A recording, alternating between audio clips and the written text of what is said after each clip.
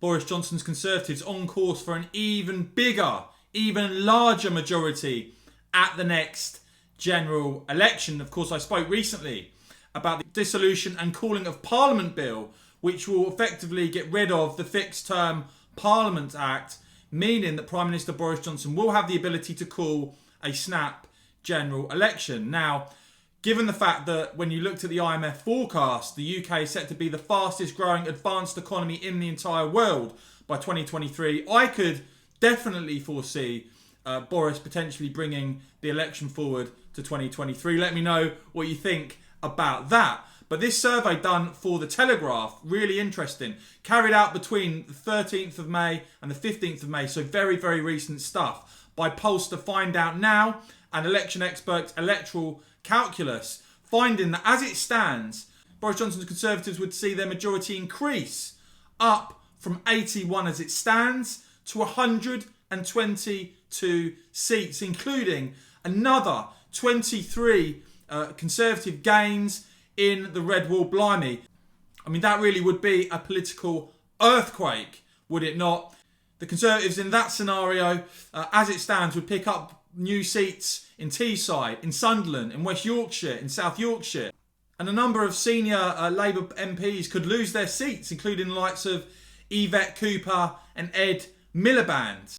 The picture a bit different in Scotland, however, where this forecast would have the SNP picking up another 10 seats, up to 58 MPs. In fact, that would mean just a single Scottish MP who is not from the SNP based on this projection. Chris Holbrook, Chief Executive of Find Out Now, quoted as saying, "A successful vaccine rollout continues to endear the Conservatives to a beleaguered nation.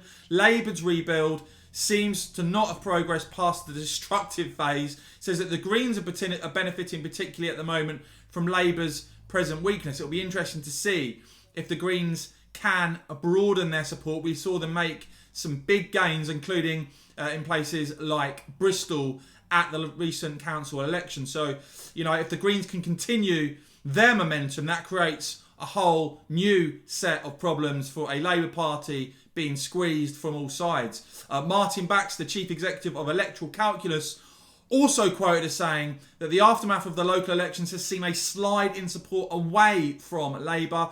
The Conservatives now have a double-digit lead, he says, over Labour, and could be on course for a landslide majority. A divided opposition with votes split between Labour, Lib Dems and Greens makes it pretty easy for the Conservatives to win. Only in Scotland and Wales, where the Conservatives are not the largest party, does their winning formula break down. So I want to know from you, firstly, as it stands, are you intending to vote Conservative or not? Fascinated to hear from you and where you stand on all of this, what your view is on Boris, what you think about this forecast. And also, do let me know what you think about the prospect of an early election. Could you see Boris calling an early election? Want to hear from you. Do let me know your thoughts on all of this down below, guys. And as ever, if you enjoyed this video, do whack me a big thumbs up. I would really appreciate it. Make sure you hit the join button if you want to support my channel and get the members only badge next to your name. And of course, as ever, thank you so much for watching.